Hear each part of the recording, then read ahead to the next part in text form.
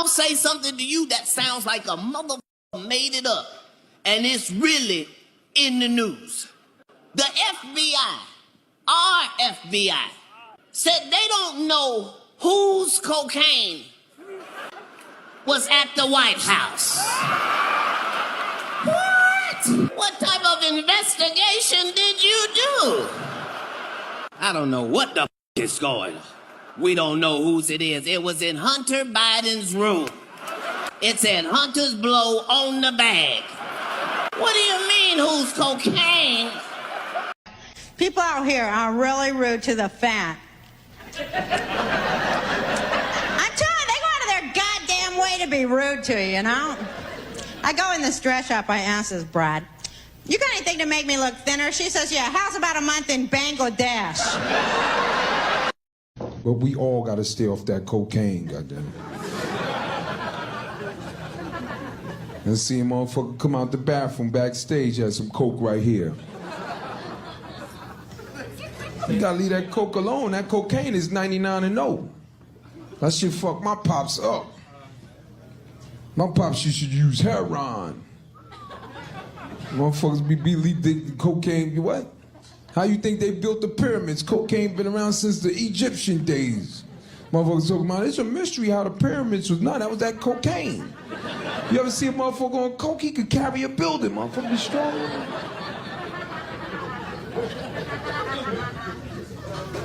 You can always tell when a motherfucker using cocaine. Because the motherfucker, they all do this one thing. In the middle of a sentence, they all go, You're gonna be married to a woman that knows that you ain't shit no more. A woman is gonna look at you and go, honey, what the fuck are you doing? You're 45, you're fat, you're diabetic. You wanna die here, babe? Cause I get excited too, you know, after an MMA fight, you know, a Mexican wins, I yell out the window, I shall fuck somebody up. My wife looks at me, honey, don't forget what happened to you at Little Caesars last week. Remember, honey, your flip-flop ripped and you twisted your ankle? All the managers and employees were fucking you up. Even the guy that was there for a job interview fucked you up. They hired him after he kicked you in the head. They said, that's what I call leadership. Simple, honest, direct language. There's no shame attached to the word cripple that I can find in any dictionary. No shame attached to it. In fact, it's a word used in Bible translations. Jesus healed the cripples. Doesn't take 7 words to describe that condition. But we don't have any cripples in this country anymore. We have the physically challenged. Is that a grotesque enough evasion for you? How about differently abled? I've heard them called that, differently abled. You can't even call these people handicapped anymore. They'll say, we're not handicapped, we're handy-capable. These poor people have been bullshitted by the system into believing that if you change the name of the condition, somehow you'll change the condition. I mean, like, I don't want to, you know what I'm saying? Like, I don't want to fight you. Like, if you're yelling at me, go ahead and yell at me. I don't even care. You want to say some curse words at me? Say some curse words. I don't even care. But if you are right here in my face, like if our eyelashes is braided together, I will cut you. And here's the wild shit about foster care. They start sending you to therapy right away, 7 years old, talking to a therapist. And you know, the state can't afford the expensive therapists, so they get these white girls fresh out of college. Right?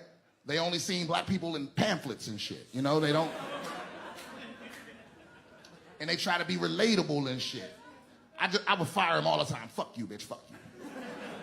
Right? Because they would always start off the same way. Hey, listen, little man, says here, you've been traumatized.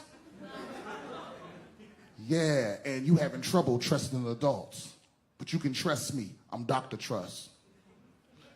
Anything you say to me is just between you and I. In fact, it's against the law for me to share it with anybody else.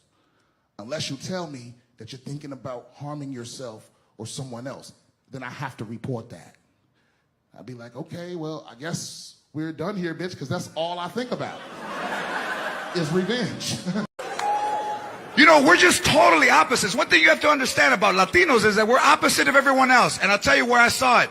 I was in a market and a guy was backing up and he was going to hit a pole in a Lexus SUV. And a guy leaves his cart and runs. Oh my God, hang on. Oh my God. Oh my God. Are your rear sensors not working? You almost hit this pole. Oh my God. I ran 86 yards to stop you. I'd get that to an authorized Lexus dealer as soon as I can. Chris got slapped in the face at the Oscars by Will Smith, which was one of the craziest things I'd ever seen. In fact, if you watch it live on television, when it happened, I thought it was fake. I did. I wasn't sure. So, you know what I did? I waited 30, 40 minutes, and I called him. And he picked up. As soon as he picked up, he said, "You was the only nigga I had to answer the phone for." Apparently, Obama and Oprah, everybody had called this nigga to see if everything was all right. So I asked him, I go, "Well, you know." He said, "What?" I said, "Well, did it hurt?" And he said, "Yes, nigga, it hurt." Then I knew that it was real. And then, and only then, was I offended. And I wasn't just offended that he got slapped. The real offensive part was that after they slapped him, this nigga Will just sat down and enjoyed the rest of his evening. It was crazy. And people would ask me all the time. They'd say, "Dave, what would you do if you were Chris Rock and Will Smith slapped you in the face?"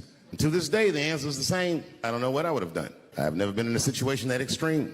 But I do know now what Will Smith would not have done. That is, enjoy the rest of his evening. I have a great reputation in show business, but in comedy, I'm what's known as a lazy comedian, which is crazy because I work all the time, but that's not why they call me lazy. They call me lazy because I do shows sometimes, 20,000 people be in the crowd. And I'll tell a joke, and they'll all look at me like I'm crazy.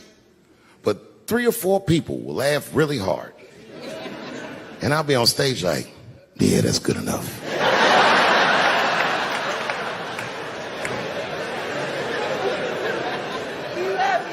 Well, this next joke is one of those jokes that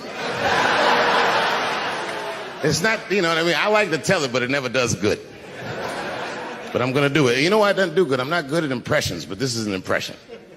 You ready? Okay. This is not going to work. All right, this is my impression.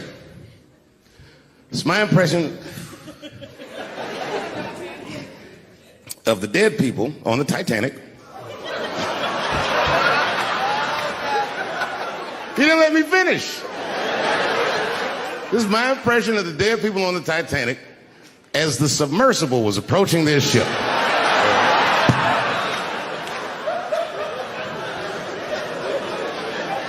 That's good enough. All right, here it goes.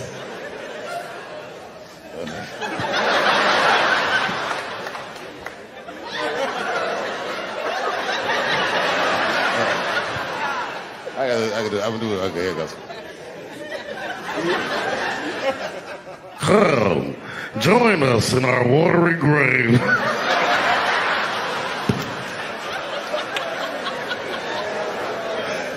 Oh, buddy, that's funny to me. Listen, that is a funny way to die. 20 years from now, on my 70th birthday, I'm going to take a submersible to see the submersible. Hopefully by then it should work. My wife hates that joke. You know, you can talk about me all the fuck you want. I don't give a fuck.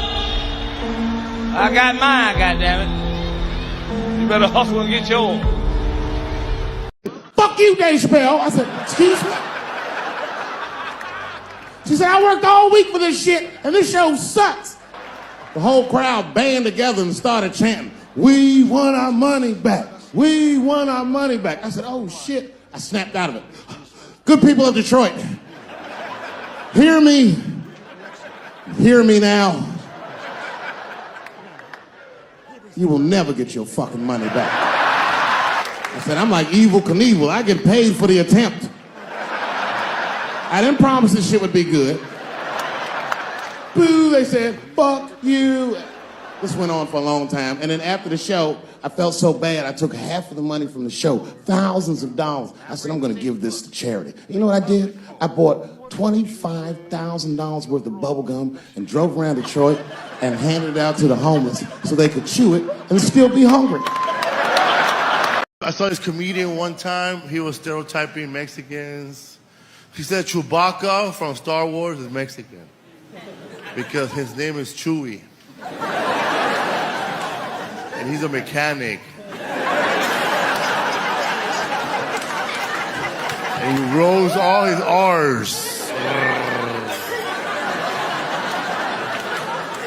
First of all, Chewbacca is too tall to be Mexican. If anybody Mexican in Star Wars is R2-D2. His name sounds Spanish, Arturito.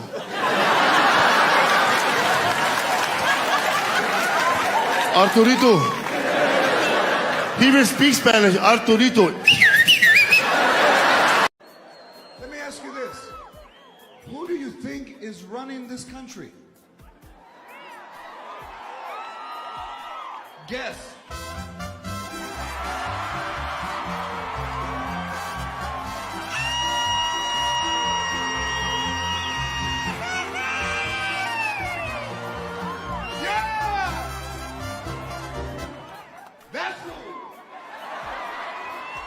Look at all the white people. I am so scared right now.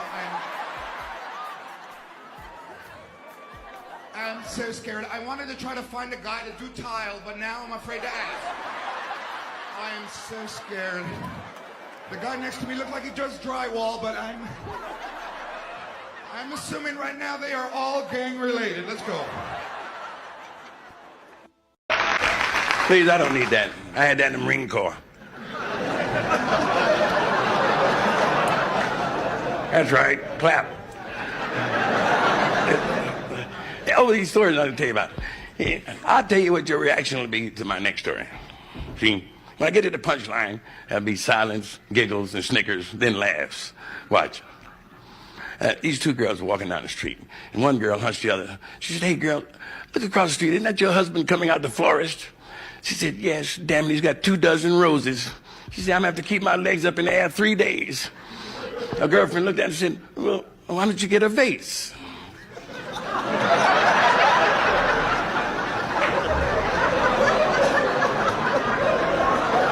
That's the way to laugh, honey. That's the way. Throw your neck back and enjoy yourself. It's pretty. Wish I like white women. It's funny when you bring up Down syndrome, you can always tell who's never been around it in their lives. Like if I tell people, if I'm like, yeah, I have family members with Down syndrome, people that have never been around it are always like, oh, like Down syndrome is the fucking end of the world. Are they okay? Are they doing okay? It's like, they're doing better than everybody I know. They're the only dudes I know having a good time pretty consistently. Sorry they're not on fucking Adderall and anti-anxiety like the rest of us. They're on fucking Capri Suns. Having a good time. Dude, my Uncle Danny sneaks grilled cheese sandwiches into restaurants just in case they don't serve grilled cheese sandwiches. It's the best. You'll be out to dinner with him, you look across the table, you see him sneaking a grilled cheese. Yo, where'd you get that cheese, Danny? His dad's with him, he's like, that fucker, he's been making them at night. I know he is. I'm not making them at night, Dad. And he'll look at you and be like, I'm making them at night. Man, appreciate y'all for riding with us today on Squatch Tube. You ever get that feeling like you just watched something you shouldn't have, but you can't stop smiling? Yeah, that's us. Drop a comment below. Tell me what part had you laughing, crying, or questioning reality. I read them all like they're love letters from the internet. And hey, YouTube says you're going to love that next video down there. I ain't saying they're psychic, but they might got a cousin in the Matrix. Don't forget to give this video a little thumb hug, hit subscribe, and ring that bell like you just won a prize pig contest. I'm your boy Squatch. Keep it weird, keep it wild, and I'll catch you in the next one. Stay hairy, baby.